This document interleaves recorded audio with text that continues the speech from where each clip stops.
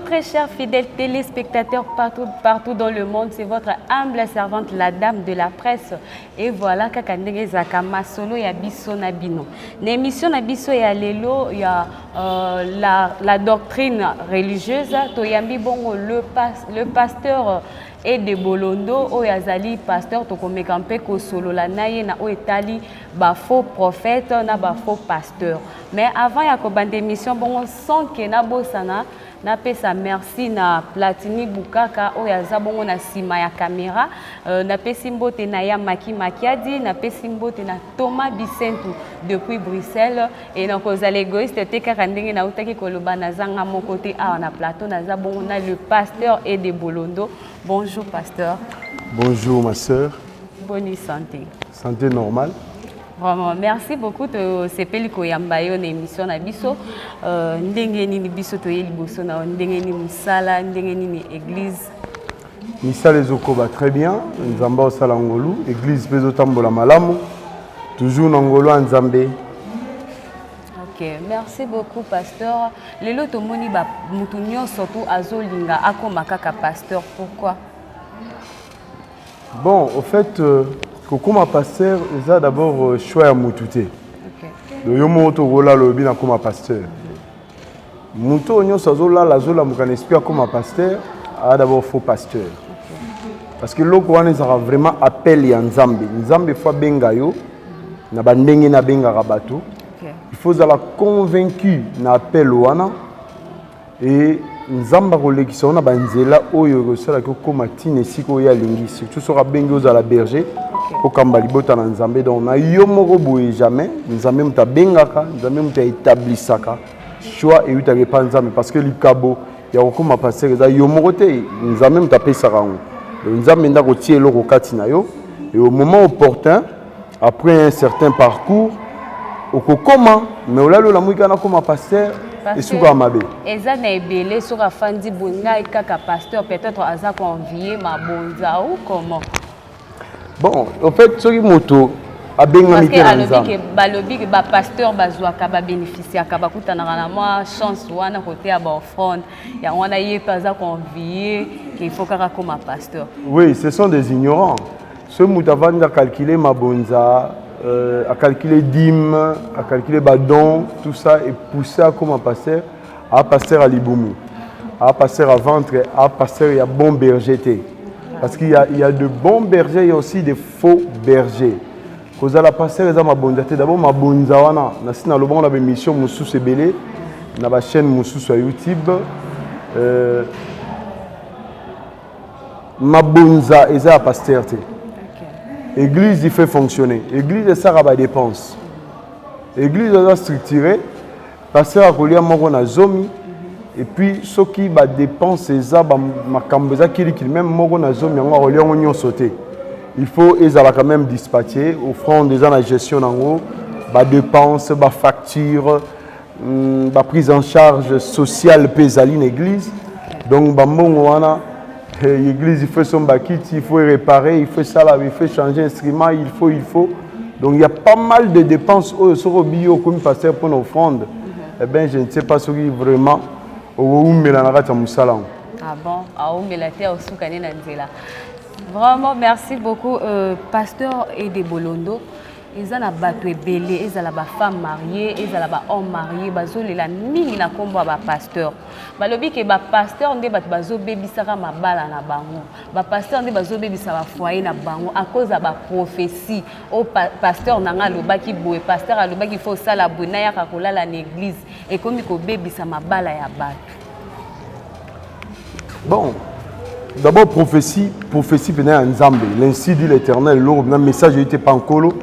Je ne pense pas que l'Andi Samarana va désart, va troubler, va rembébéler. Parce que d'abord, nous avons une séance sagesse. Nous avons une séance. Nous avons une séance comme mon côté. À côté un message, mon côté pour bomber moi si libala. Yo pasteur sur le soit disant nzamba le belio moi si ngana raola en église atika mobali na eme moi musu penda atiki penda mobali na eko abimi tongo okinika ki église non au pasteur aloba ki photo la à l'église pasteur aloba ki photo sala ka boye donc azo gêner partout alobine na za ba jeune boyeza makamusu na ko salati Non, c'est faux. C'est faux. Maramso Rosa Tenetini. Yo mon salibala. Bobi jeune église kuna. Ezayo na foi na yo, eza foi mobilité. D'abord kuna marambo d'abord ya ki moi sina mobali. Bible lobi nzota moi ceza, moi si teza mobali na ye. Nzota mobali za mobilité za moi si na ye. Do yo ndenyo koloba ke non au privé papa soit na marambo mbetu.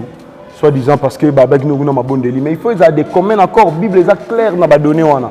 Bible dit il faut des communs accords pour vaquer la prière puis ceux qui besoin ensemble de passer à rolo baté que yo peut ça papa nzoto te entre guillemets pour soit disant dans ma bondeli il faut vraiment ils à la concerter au sein saliba la boisse batoni balité bois motomo peut-être yo ko ça bon te mais en ba pasteur musu o basala ka bongo donc au moins à mobile ce ka zo lo balbo ya lobité nga pasteur na biso alobaki fona sala boy yango wana ekomo bebisa mabala ya bato ebeli bakomi kolela na bakombo na bino non omoni koza pasteur yango chaque fois tant on aloba ba marambo na ba TV na ba chaîne na ba tout ça ba YouTube na loba toujours moni problème wana et y a beaucoup mingi na l'église des réveils biso l'église des réveils ba pasteur à l'église des réveils la plupart ya ba pasteur à l'église des réveils bana ba tout le monde na mémoire ya ndenge moko ezala raté likola ko s'improviser pasteur sans formation sans base sans diplôme sans encadrement la plupart ce sont des rebelles d'abord na ba papa milimo na bango et bah ça ko ça ba n'importe quoi molimo nzambe pepe na nzambe alolo tobele la nzambe Abraham ezate bazo prophétiser na ba sentiment na bango na ba pensée na bango.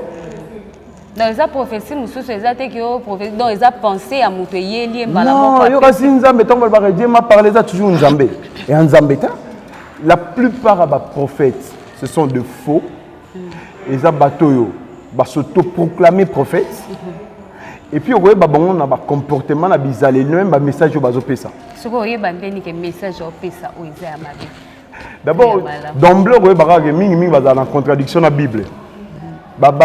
Prophète ou ana, faux prophète, mingi la contradiction de la Bible. Mingi la contradiction de bon sens, na bonne conscience. La Bible est recommandée biso. En tout cas, il faut expliquer aux téléspectateurs tout ya Congo en marche parce que bango pena senga ki biso po faux pasteur ba komi belé. Mais quand on expliquer bango, on faire comprendre bango. D'abord moni pendant le la faux, il faut vrai azala. OK. Faux à partir de vrai. Alors, nous avons Nzambe, le prophète depuis le temps, il y a Ebandeli. Nzamba le bara na ba prophète. Alors, le prophète pour nous orienter les botanaye, pour nous faire des instructions, pour nous alerter, tout ça ainsi de suite. Et puis le prophète on a temps wakala. Sur l'Ancien Testament, l'Ancien Testament, on a homme de Dieu. Prophète de Dieu, saint prophète, voyant. Alors, ça qui est estimé comme saint. Alors, ce qui déjà, prophète, piété, qui vous sent tout, et ça que tant na bizaleli na été na makamnenyo sur salate, automatiquement ça déjà non moi faux. Après ce que bois Rolanda ce qu'on est message. Prophétie au Nzambe de l'Éternel et cadrera toujours la parole de Dieu et cadrera toujours la volonté de Nzambe. Mingi, Dieu m'a parlé, Dieu m'a ceci, cela, en tout cas, Bible le bien onyoso. Bible le bien onyoso. Parce que mon rôle, il y a prophète designing. Prophète, abane ko communiquer dans Nzambe. Nzambe va communiquer des secrets. Il y a Nzambe. Pour arriver là où on a libota naï. Prophète, abandaki ko intervenir, c'est-à-dire Nzambe intervenir par des prophètes dans des moments difficiles. Ceux qui libota Nzambe zoluka solution et bazoluka Nzambe passer par là. Nathan wana, surtout dans l'Ancien Testament, il y a makasi mingi parce que molimo santu ezalaki na sélection. Nous avons maintenant sélectionné batinaye pour que ça va molimo et puis parce que mais le avec la nouvelle alliance avec Jésus, Moutonion ce sont des Méliezois, aux hommes molimo santu Dieu peut te parler à tout moment. Vous comprenez, c'est-à-dire que impact paix et dosa. mais allez là va ko forcer en ko forcer non ko forcer ni ba mona ke sur la nzambe ba tu ba banga ka ye ngana prophète kasi ba tu ba ye ba ke ye aza prophète aza pasteur soka pese sa koli awa boy ko mutu yo sa croire na ye. Mais oui, bon, au groupe ça no bisaro le meza solo. Combien de fois ba prophète ou ana soi-disant prophète? Alors baboué, ndeko moi si na moni belle famille nous obundisa mais ndeko moi c'est célibataire. Combien de fois? Donc avec libanda. Ma banda. Libanda te ben ba ma banda nde bango ba betaka. Au moins na bango très en tout cas 90% na mokila lelo. Na temps oyo il y a ba soi-disant prophète barana maîtrise la parole de Dieu. Baba tout le monde vraiment superficiel. Au moins mon sou kutu prophète mais PC Bible ba ko ça même lecture la Bible était.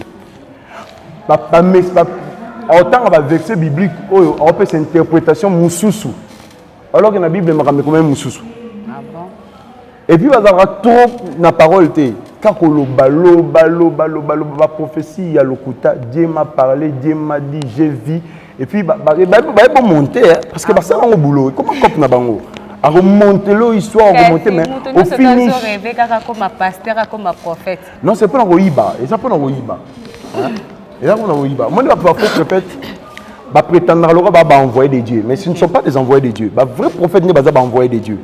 Nzamba tindarabango, nzamba lobelarabango par des songes, par des visions, à lobele likambuya lobi on a peuple, ils apprennent l'édification, ils apprennent à épargner peuple dans danger. Ba ange nzambe ba kitara, ba il y a message, ba ange nzambe ba lobelarabango. De Dieu ou comment parce que ça peut na mutu mususu pe boiso qui parle là libo zo pe ba révélation. Mais il y a on a lobité même dans temps où il y a Ancien Testament, maman nangai. Nzambe ba ange nzambe ba no bimela pe ba tout normal. Ils sont pas souverains.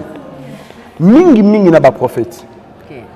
Mais abande ko toucher mutu nyonso. Abande ko latisa mutu nyonso nguya na endenga lingi. Mais tant ange Gabriel abimela Maria pona maramba Yesu. Abimeli Maria puisque robota moi na robota mobiki ici. Maria azali mosakolita. Vous comprenez? Dit ba ange babima bima. Ba ange babimela maman à Samson na bilanga. Pour nous réviser que moi na yo ko bota na zemi rozaba okata masuki terre rozana nguya nzambe bona bo. C'est-à-dire les anges de Dieu sortaient, mais particulièrement na basaki na nzambe dans l'ensemble bakoya na ba message nzambe pa ko lobela bona ndoto to na vision nzambe pa ko lobela bona même na voix audible ayo ka mnene ngalo to loba boye mais bato to banzinga ninga ba yo ka ngongo na te mais yazo ka nzamba lobeli message ezabo ko sala tu vois maintenant le faux prophète nzamba lobela ka bango te et c'est quand ba faux yango wana bango moko bazana conscience que ba faux parce que ce sont des aventuriers en fait ba commissaire évangile cheval de bataille. Rolanda fait mingi on dirait basé ba comme okimela pas na bango pour la prophétie parce que et pas ba pasteur vraiment bango moko ba vrai prophète ba osakola lisusu te. Sko ba comme Rolanda sko bango. Eh ben au moins c'est pas eza ignorance. Au moins le lobo c'est vrai logo le beza so maman. Pour nous aza pour ça vivre la prophétie. Pour ça ba lobela yazo zelate ke ayo kanwe pa na ye ma ça pour ça pasteur a lobela ye. Ben oui au moins eza ba ignorance. Hein eza ba ignorance. Jésus tant avec abane ko enseigner, c'était l'enseignement. Les connaissances en Nzambe de Jésus en développé sabato. Jésus en développé sa prophétie que mulonga batunde comme lelo audience prophétique soki nini. Au côté au moi $10, moi $5. Au moins ya ki moyi. Et comment peut bon maman audience c'est le consultation que par médecin. Tout na pasteur il faut payer ça bon. Ba pasteur nyo sauté. OK. Mingi bato ba na sa casquette ya prophète. Que vous avez aux bisakoli, le quoi Bible lobby, non, ça on est nini. Non, mais toi dans cette église, toi dans cette église, non, on a trouvé cette émission, bah fidèle, bah na bazanzinga, non le bango ouvertement, non sala kangote, et les gens me connaissent, na sala kayangote, na zana jouo na yambara, na baton na yambara, je reçois tout le monde sans exception, na koyoka, et puis je vais intervenir. Mbongote, il faut enveloppe, il faut boinga mbongote. Ce qui est mon communiqué, au coup de la moisson, moi offrande, tant mieux. Mais quand on a 4 offrande de $5, $10 pour que tu prophète, ils ont raté. Jésus ne l'a pas fait. apôtre peut ba salangote. Tu comprends? Mais seulement par rapport à la culture biblique, n'attend mingi n'attend wakala. Ce que tu as nzambe pour un problème donné, yomoko même offrande. Tout le monde même na Samuel. Mais le loba pasteur peut comment imposer battre offrande. Oui, ben ça la boy offrande ça boy tout ce que comment qui m'appelle. On va on a dirait comment makana ba aventure pourquoi? Oui, au fait quand imposer offrande wana ils a gaffe. Ils a gaffe. Bibliquement parlant, offrande de paix samaka librement. Bah on a bien une libéralité. Ils a oh nenge ozui nenge résoudre na motema na yo. Opesa opesi barolo banote ke opesa ngasi na mona mais ce que ça na 5000 les cas voilà 10 000 les cas et ça marana on a l'église belé pratiquement partout ce que je ne fais pas moi ici chez moi et puis au monde ah ndeko moi scandalisé ndeko moi c'est souffrant c'est abengi neti le bezé moi kala abengi le neti $20 $10 akiti na 10 000 5 000 Akiti na 3 000, Akiti 2 000, 1 000 francs. C'est quoi comme on a 1 000 francs, tu vas les quitter. C'est quoi télé mais souki habillé. C'est quoi na 500 li bangangu baleka. Ils ont marre trop parce que ça na bateau musu bo zanga. Non peut-être ça pour na ko la musa bango pe faut ba non, offrande bien nini. Yo te akali lo bagay faut donner. Il faut donner, si tu donnes abondamment, tu mentionneras abondamment. Mais non, maman nangai, libo makasi et buka mananga na côté ya liloba. Yote ya liloba tant que azovanda na ba, azoya culte akosimba ma un jour on comprend que il faut que ba ko sala ko sunga na nzambe ko ba okabela nzambe parce que les enseignements de façon na rabatu. Bible le dit celui qui donne paix mentionnera paix. Celui qui donne abondamment mentionnera. Toi tu n'as qu'à enseigner. Mais yo ko loba mutute so 500 na libanga parce que na batu musu bazana azuite nzamba pesiete mais mabe yango biloko zo boma azuite nzamba pesiete mais a se retrouver na moins 500 et puis histoire ya femme oyo vevo ataka offrande Jésus contrôler mabonza na temple bato mbongo ba pesa gebele mais moi ça na mukio azaki nango moi pièce moko azaki nango mobimba na ye aya tie yezo abina bino nyoswa moto atie mabonza kitoko ya mamoyo mapesa mbongo mukie mais le roi azaki nyonso ya azaki nango et bien munene parce que ils ont le bibino ba musu bo pesi ba superflu bo pesi ba mbongo ya likolo bwana ngebele vandi ekundami et bo pesi ya likolo c'est différent de cette femme ou a pesi nyonso azanango donc on minimiser mbongo ebino na poche moto te tino ba 500 ya mbongo libanga nguba ben oui parce que batonyo so alobaki mabe batonyo so azora ndenge moko te. Je vais revenir à la question où tu n'es pas faux prophète lobby batu balingi bango mingi. Ben oui, batu balingi bango mingi parce que ce sont des risées.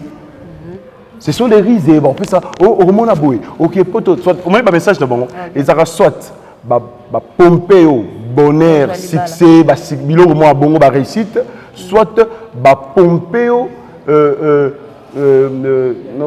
terme inutilisé.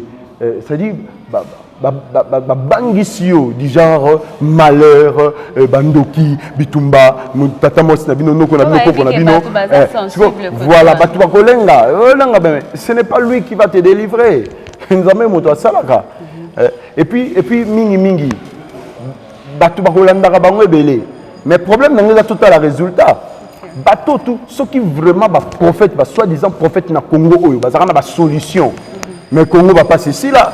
Pour bateau tout bateau n'arrive pas dans bango souka ezara déception. C'est ça le vrai problème. Souka ezara déception bande ko ba surtout bakenda ka ba ulanga na loyenge puis mingi ezara basi bateau ndisaka. Parce que basi ba trop sentimental, ba trop sentiment. Les hommes sont plus dans la raison, dans la réflexion. Ils belle bana banalise. Et puis une belle au moins une belle bateau dans l'église oyo. Verbe à solo ezali révélation pendant qu'on lit Bible mais papa. Parce qu'on va t'évaluer, on va te peser, mais tu peux attendre la Bible combien de minutes, exploiter la Bible combien de minutes, mais il parle pendant combien de minutes. Ce n'est pas normal. Ce n'est pas normal. Bateau balandara bangoana, balandana loyenge. Soukanango, déception. Et puis, la plupart, il y a soi-disant prophète Lélo. En fait, comment on a une divination, on a kisi. On a un monde où tous allés. Omoni, il y a un monde où tu as dit, on a 30 ans, le long de l'évangile. Alors en fait, j'ai passé toute ma jeunesse dans l'évangile. Divination, bah comment que vous ici, bah comment que tu as ma casse na salolemu, akati moi nzete moi mais non, c'est pour du faux. Ce ne sont pas des vrais. Un vrai prophète travaille avec Dieu, avec le Saint-Esprit. Bango bakana molimo santu na nzambe te. Yo na biso ba prétendra que nzambe mutabengi bango. Bazana bango envoyer na nzambe te. Si vous permettez tant que autant ba vexer mais to ba vexer au même moment musika to lo bakaka mais bato ba la nango ba nzambe ba bible ba comprendre mamna lo ba. Ils prétendent le faux prophète être appelé de Dieu, baza appelé na nzambe te. Ils prétendent parler de la part de Dieu. Ba lo ba la bango na part na nzambe te. Et puis baza bato batira ba terreur. Ce sont des téméraires, batira ba trouble na ba vie à bato. Ce sont des manipulateurs au fait. Baba vrai escroc va jouer na ba moral à bato. Ba jouer na le quoi va jouer à nzambe le quoi cheval de bataille. La plupart bato so bagi motolbin, je viens au nom de Dieu. Je viens au nom du Seigneur, je parle de la part de Dieu. Motoya ça aura un nom sérieux. Azo considérer d'abord motoya parce que ah nzambe, on me dit biso na Congo wa. Congo ne ba croyant ba leke belé. Ça dit ma nzambe venez pas congolais armement fit fait. Et c'est comme ça qu'ils sont pris. Ils sont pris au piège. Et puis, et là, comme sous, il y a cupidité. Nous avons l'offrande. Nous avons un chiffre 5, $50. Nous avons 10, nous avons 1 0 et là 600 $, enfin, nous avons pourquoi nous avons ce temps-là? Tout le monde n'est pas apôtre. En fait, tu as un exemple. Exemple, c'est un apôtre. Église primitive, il y a un courant, il y a un esprit, il y a un autre. Mais au moment où la prophétie, il y a une confusion. Oh, et là, Nzambe, bénédiction Nzambe, et là, Nzambe, mitungicité. Au moment où il y a une cupidité, le Kosambongo. Ah, la prophétie, au souka, pesa mongo, pesa. Mais ça, on prophétie, bon, au moins, passé une bon côté, le bac à yomo, mais oui, ce cas sérieux, on a vu quand on parle de faux. Ce qu'il y a des vrais. Ce qu'il y a vrai, dans le but que les prophètes bazate, les prophètes bazali, bateau nzamba le belabon bazali. Si bisogno soto va prophète. Qui est prophète lelo? Et puis notion on a vous la prophète c'est quoi? Cause la prophète c'est parler, c'est lui qui prophétise. C'est en fait c'est la personne qui parle de la part de Dieu. Les pasteurs le font. Motonyo so nzamba pesier l'automne. On le fait, Dieu nous parle de la façon nyoso. Même moi ici, je donne combien de révélations? Dieu me parle de la façon yoso. Non, en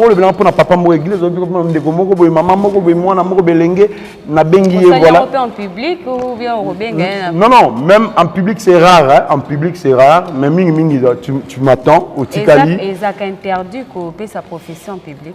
Non, prophétie en public d'abord, est-ce que ça concerne le public? Et il y a une prophétie qui concerne l'église Mobimba. Du genre interpellation, du genre mise en garde, éveiller l'ingomba. Tu donnes. Mais ceux qui prophétisent c'est à Moutoumoko. Yo bétango en plein air, pourquoi?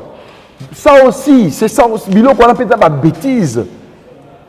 Et puis bah passer bah prophète bah trouble mingi tout ça na bah passer na bah tongo nyonso bah trouble mingi na mélanger na même ngai na saka ngote mais ngape na pasteur. Aujourd'hui je ne condamne pas de bêtises que j'ai déjà faites. Non, moi je ne l'ai jamais fait parce que nous avons toujours posé cohérent carré et je reste sous la mouvance du Saint-Esprit. Parfum étranger, et puis d'abord, moi je ne travaille pas pour ça, pour le ventre. Moi je ne suis pas pasteur pour le ventre. Parce que ce qui histoire dans un parcours, moi-même je me demande vraiment, Nzamba, ma classe, pour le long à pasteur. Parce que je n'ai jamais rêvé ça, mais je comprends depuis le bas âge, je suis toujours coincé.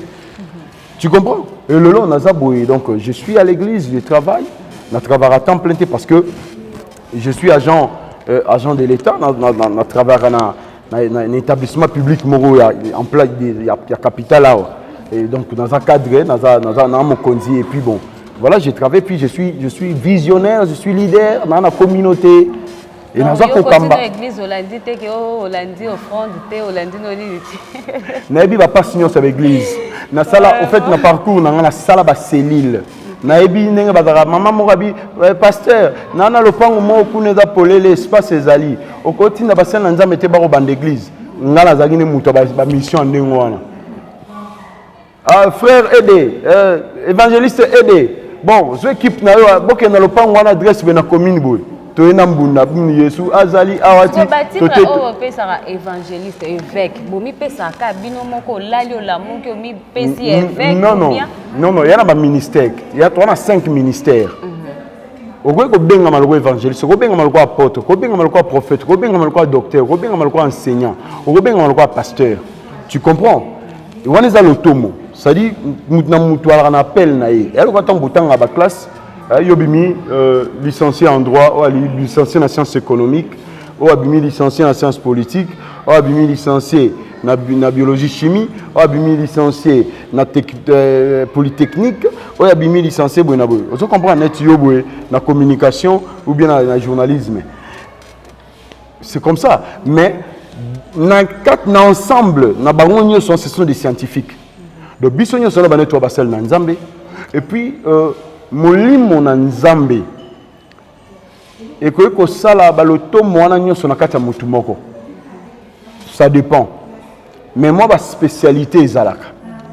Tu comprends? Ba spécialité par rapport à ba don. Par rapport à ba don, likabo nza ba tsekati na yo eko exceller, eko briller un peu plus.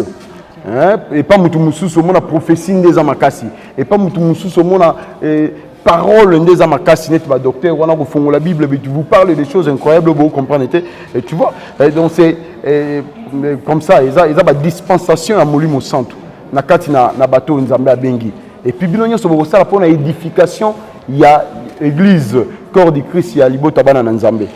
Donc c'est un peu ça, donc il y a trop d'exagération na ba lokuta mingi lokoso et oye ba bongo ba faux pour la confusion à la parole na bango et ça ba cupide et ba ça ba rusé lokuta ouais ba bango na lokuta mensonge. OK bango na mensonge et Bible dit le père de mensonge c'est le diable. Donc ce sont des serviteurs du diable. Les serviteurs à Satan ba ça la nzambe te pour moi na ba contradiction la parole de Dieu. Tous ces faux prophètes là. Et puis bah le cosombon cupidité. Et puis la plupart sont des ivrognes. Hein? Ben oui, bah ça pena bateau, bah plonger na ivrognerie, na ninga mukete, sera meli biloro na ya makasi. Ah oui, lelo on a pasteur, ou bien un penda pasteur, prophète. Avant banda prédication, na eton on matanacha, ça bien cuit. Amélie. Est-ce que pasteur a comme matel que la cher à ça cuit Amélie? Non, jamais. Est-ce que ça a permis que le pasteur a mis la massanga a autorisé pena bandimine na kati église il faut mela bière za na normal les âmes abété to yoka moninga ngana pena bibliste hein nga saka na ba sentiment te na lo bangwa ila média bière et à ma bété je le dis ouvertement ce qui bière est à ma bé.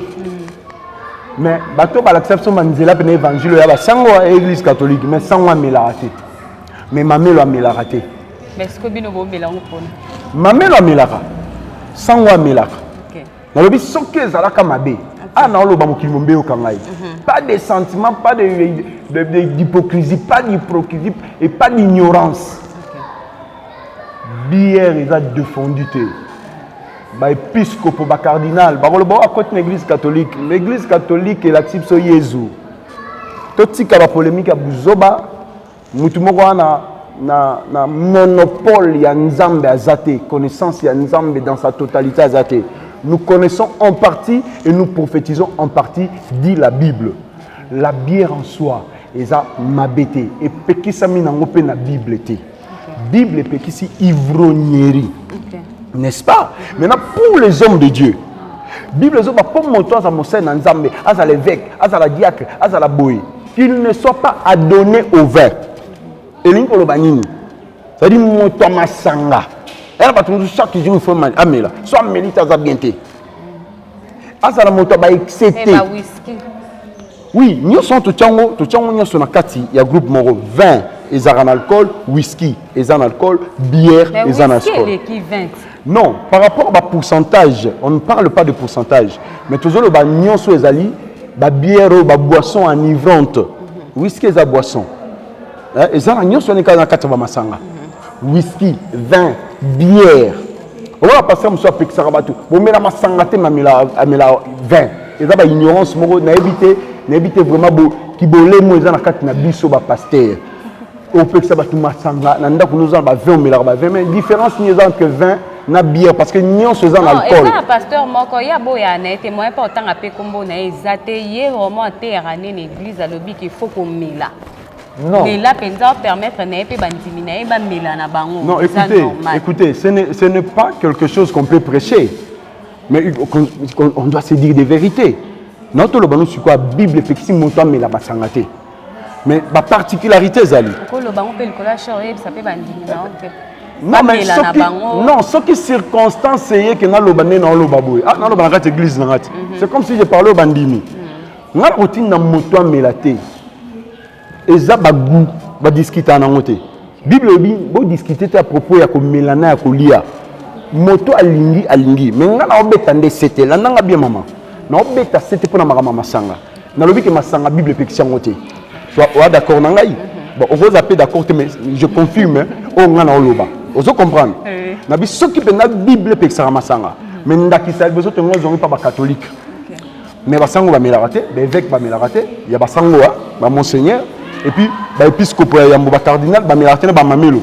Mais bon ba melara na bango. Donc c'est pour dire que toyebi nzambe koleka bango te toleki bango ne lokote na mamboye ba Bible parce que ceux qui net to lui que biso to melarate parce que ça défendu bango ba melara donc biso to comprendre la Bible koleka bango c'est faux landanga bien mais si ko pona basali na nzambe ba Bible makasi koleka ba na lobi ngote na lobi ka bango ne ba banda masolo n'est-ce pas Dikamba connaissance et à don on zamba pesa batou le loboé ba recherche c'est beaucoup plus poussé dans ma kamba Bible autant sous catholique et salaté mais nous avons reconnaître que na catholique la casquette de précurseur il y a évangile le logiba formo tous allons lelo n'est-ce pas en tout cas moi je suis reconnaissant alors landanga malam non kende wapi na question wana mais si quand tu dis est-ce que pasteur au monde amna pasteur on matana cher bien mai waneza mama na gaf na wana na gozo même Bible dans qui verset tout temps il faut na kokaté aussi ces missions sans na tanga Bible wana mama yuka ya mama na gaf okoko matana cher te wana kwiti otea a ceux qui moi ezali pour kotangela biso na kotanga omoni mosali na nzambe mokono ya mabondeli ou bien tant que vous en attendez la prière au minimum sangolangwe motu nezo baluka donc tu n'as plus le bon sens mais on peut distinguer le bon et le mauvais ndengeni on peut distinguer l'utile et l'inutile ndengeni parce que moto sera langwe moto soit langwe et comme un débordement et comme avec excès tu n'es pas à ta place alors il faut soit nzambe est-ce que tu comprends et ça a raté mais d'une manière exceptionnelle paix sauf qui molimo sente lobby na yo convaincre que yo ko simba bière te alcool te tika comme la te mais ceux qui molimo sente pe qui moto te amela masanga on n'est pas chaque jour devant la face de Dieu on n'est pas chaque jour en train de faire des cultes au ko za ba ta recueillement pezalaka il y a divertissement pézalaka. Oui, aux en famille, au bimaki et sikamo bebabi, pasteur aye, pasteur romani, oui bon. Pasteur pas meli pe bofort. Au meliko botango sango mela bofort, pasteur en melate sango be pasteur aleki sango na ni. Ngana biso zali kamba ba conviction, mais loko ngana telemeli na mona na Bible. Oh yo sono lo baki, o muta mela masangate. Ngana yebi église musuba, apekisa bandimi asimba tamula nyankoi. C'est faux, c'est bati kabilo kwa niza na Bible te. Ngana ko kufa po na Bible. Autant la Bible est interprétée. La Bible peut être la masangate. Mais ce qui d'une manière exceptionnelle, mon centre, au moins Samso, baba qui m'a comme la masangate, baba, bokate soukite. Est-ce que tu me comprends? Jésus est mon baba, il est mangeant vivant. Ils ont nommé la vin. Bapôtre, bah on met la vigno. Tant que vous avez Paul à Siliki. Abina va 5 scènes en autant de célébrer une colonie, beaucoup mieux que l'anglais. Est-ce que vous avez un peu pour la bandaku? Beaucoup mieux que vous avez un peu de venir sur le langue. Parce que vous avez un problème. Bon, ceux qui extendent les amabés, ceux qui ont des pasteurs. Mais ceux qui ont des pasteurs, comme le niveau Milan, mais là, deux et coquille. Paul a le Timothée un peu de vin pour l'estomac. Timothée a dit Paul a recommandé. Pasteur qui met la Paul. Non, tu qui met la Paul. Oh non, Yoba, tu qui met la Paul. Tu n'as pas de tu qui met la Paul. Tu n'as pas de Jésus. Jésus va condamner Babi mangeant vivant. Non, pasteur, comment profiter quand on a boyé? Paul a loba qui Paul a loba. Té, natigi Paul. Natigi Paul. Paul obi to biso to kama na Paul. Nazo na Jésus. Jésus sera avec masangeza mabe ya. Mama na ngai. Jésus sera avec masangeza mabe. Alingaki te kobongola masanga na feta kana. Vous comprenez? Ola nangai. De deux, Yesu bane komela vigno na ba événement na ba fête na ba yekoli. Ba critika ki ba bi moto motane ko liaka komela ka ba masanga na ba tomabe. Il y a ba mauvaise vie. Vous comprenez? Yesu le faisait. Les apôtres aussi. Timothée kate, tozongi na ba apôtres. So que tanga na Corinthiens robona à l'occasion Saint-Saint Paul aza koloba bi mais non. Boni bino so ite komi ka ça la fête en colo. Hein? Bosa rabe pona ko kanisa ngai ba catholique ba loba ngo bien. Ba kotia ba vigno, ba apôtre musu ba si ba langue ba musu kuna ba yete. Tant ba be masange sili. Et comment tu as moi ba tu venu Paul abi non. Et le remise symbolique, to tika ba ding so ki drink mais là pas nao. OK. Vous comprenez? Mais si on a eu kozongela osu na motuna na lobi boye. Koti a kwiti so za pasteur même nanda kuna ko tia kwiti te.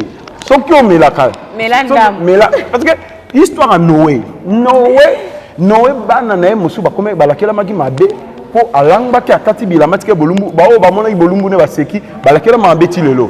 Mabe ndango wana même nanda kuna parce que soko so débordé na kwiti o ko sala ba bêtise même na misu ya bana na misu ya belle famille tant so la maman mindondo pour oza na kwitwa normalité omoni mais loko na nga beta c'était et loko na nga beta c'était awa ngana mutaba vérité na beta c'était mosali na nzambe nyonso o azara na kwiti a continue église a saleli nzambe c'est un faux serviteur de Dieu.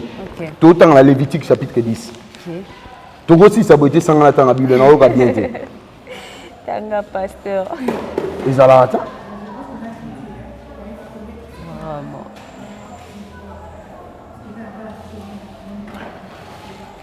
Ndérolanda ngai. Maman na omi oluki na ba problème. Il faut battre. Na mission aussi là. La carte à ignorance trop. Oui, ignorance c'est l'équipe en c'est puis mission na mon to ça numéro mo rotepo et makambelege belé. OK. Lévitique chapitre 10. Na bani lecture na verset 8. Natangi. L'Éternel parla à Aaron et dit: tu ne boiras ni vin, ni boisson enivrante, toi et tes fils avec toi, lorsque vous entrerez dans la tente d'assignation, de peur que vous ne mouriez. Ce sera une loi perpétuelle parmi vos descendants, afin que vous puissiez distinguer ce qui est saint de ce qui est profane, ce qui est impur de ce qui est pur. Et enseigner aux enfants d'Israël toutes les lois que l'Éternel leur a données par Moïse. Point. Maman. L'Éternel parla à Aaron. Aaron est le souverain sacrificateur Natangouana. Nganganza memonene. Et dit, tu ne boiras ni vin ni boisson enivrante. C'est-à-dire, abandonner comme la vin, abandonner comme la boisson enivrante. Ce qu'on nous a insisté. Alors bien comme la vin thé, ou comme la boisson enivrante thé. Même bah whisky, on a whisky, boisson enivrante. Vigno, boisson enivrante. Bière, boisson enivrante. Tu comprends? Habite, tu ne boiras ni vin ni boisson enivrante. Toi et tes fils avec toi, lorsque vous entrerez dans la tente d'assignation. Tente d'assignation, lolo, ils ont l'église. Nathan ou Aaron, ils ont tente d'assignation. Vous comprenez? Ils ont tabernacle. Lolo, ils ont l'église. Nous avons c'est Aaron. parce qu'on est dit le souverain sacrificateur Zaki Aaron, Bazaki Balewi. Donc, il y a un descendant naïe. Hein? Lévite, ça dit serviteur de Dieu Nyoso. Si le lobby, parce que Bible lobby, ce sera une loi perpétuelle. Perpétuelle, ça dit une loi perpétuelle est bannie dans l'Ancien Testament. Et à que tu vois comme au l'Ancien Testament, pour te commander le Nouveau Testament, la loi sur que c'est le ban perpétuel et perpétuel. Nzambe bisi arabimo tangu yo ban rokota na ndako na Nzambe. Na mongombo na ema tangu rokota pona ko salela ngai ogomela masanga milangwa te. De peur que vous mouriez. Donc yona libota no bolangwa ka te tangu rokota na ndako na Nzambe pona ko salisa ngai. Mobe kone kotika libéra libéra. Pona ni yoka. De peur que vous mouriez, vous ne mouriez, ce sera une loi perpétuelle parmi vos descendants, afin que raison, afin que vous puissiez distinguer ce qui est saint de ce qui est profane, ce qui est impur de ce qui est pire, et enseigner aux enfants d'Israël toutes les lois que l'Éternel leur a données par Moïse. Parce que yo langwe, au distinguer, et le roi a boulé, non, il a bébé samanéreni. Yo langwe, au distinguer, il a impire, non, il a pire. Au distinguer, et puis, yo zana kata kwiti, au côté la Bible, Bible, et enseigner aux enfants d'Israël toutes les lois. Au côté à bien parce qu'il va déborder aux ala, parce que dans la kwiti, mutsoko dans la kwiti, azasuna bonne conscience te. Ma bende roana, mais likamu ya gomela masanga. L'église bele komela te banini. Obetela ngo c'était makasi. Et pour ça ba confusion belenga la loba na polele liboso TV. Et na ba confusion ebele. Omoni soko za mosel na Nzambe, okokota na service te. Okoza na kata mabondeli te na sakwiti. Okomata na tumbelo te na sakwiti. Okokenelo sambo te. Ozala na chair. Oteya ezala yo muto oteya te. Ozala na service te. Okota na ndako na Nzambe. Personne qui a meli bongo azui siko motivation asambela siko a prêcher bien. Non mais dans molimo Nzambe te. Molimo Nzambe nini e vandaka na makwiti. Ok, merci pasteur. Non, pasteur, pasteur Moko Awa, a sentaki moi na 12 ans. Ok. A senté moi na 12 ans, église mobimba ba yebi, mais bazo continuer toujours à croire na pasteur wana. Ezani, est-ce que eza ba science na bango ou bien ezani? Omoni ma sœur. Parce que comment la pasteur a senté moi na 12 ans vraiment ils a passé. Il faut qu'il s'appelle batnaka église. Bon, au moni babilo randengwana. Il faut vraiment avoir la preuve. Il faut vraiment preuve que le pasteur a senté moi na 12 ans. Oui, ezali na pasteur o mususu a sentaki na église na Lubumbashi, je crois son na bosanité na Lubumbashi a senté 8 femmes. Bible lobby, on reconnaît l'arbre par ses fruits. Je ne dis pas que c'est faux ou c'est vrai à Sentaki meilleur lobby. Ça n'engage que toi. Mais on a fait. On le roi fait. Ça dans la société, parce que ça la maka. Pasteur et modèle c'est un faux. Parlons de faux prophètes. Bilembo Kassangwana, comment il y a pasteur? Comment ok, qu'on sentait moi à 12 ans. Ça c'est un. Comment on sentait basser 8 l'église? Donc c'est trop banal, c'est trop impire. Et ça impiété mon nom dans mon athée. Et ça l'a raté. Donc c'est un faux. Il y a faux. Bafo ba yeba na misara na bango. Omoni ndeko ya na pasteur mo wa boye. Abala na basi. Ya muta polygamie. Vaut mieux encore ça. Vaut mieux encore ça que yo bandaka ko sentaka bana batnaka église. Mais ça c'est la folie.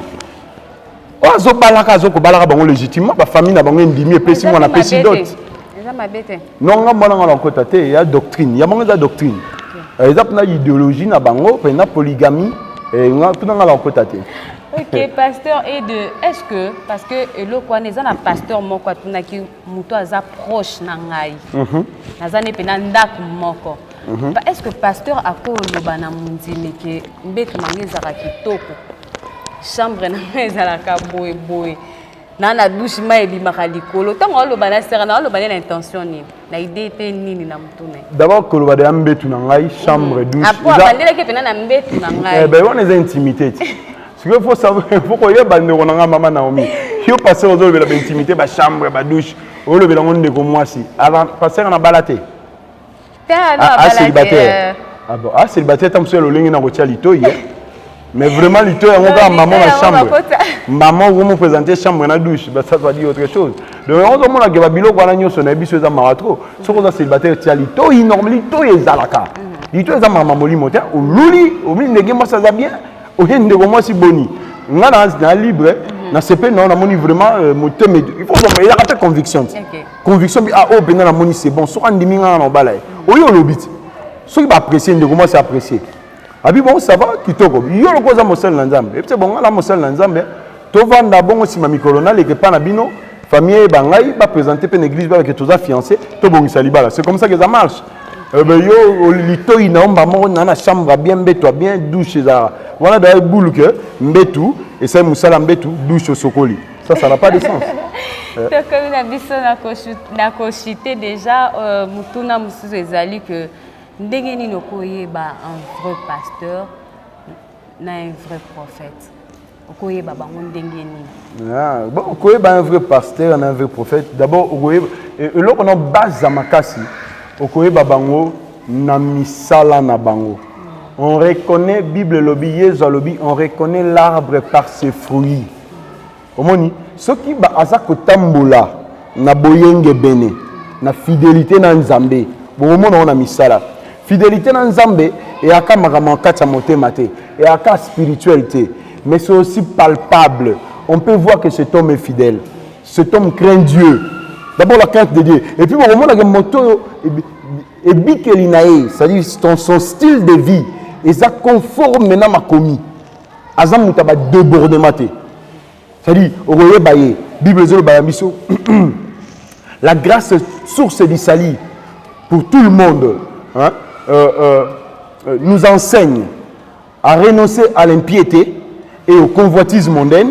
Au frère pasteur, à osala muta impiété, à osala muta convoitise mondaine et à vivre dans ce siècle présent selon la sagesse, selon la justice et selon la piété. C'est-à-dire vrai pasteur ou na misala. C'est-à-dire il doit être sage, mutaba il y a des limites à des bordarater, on m'a ramené sur ça là.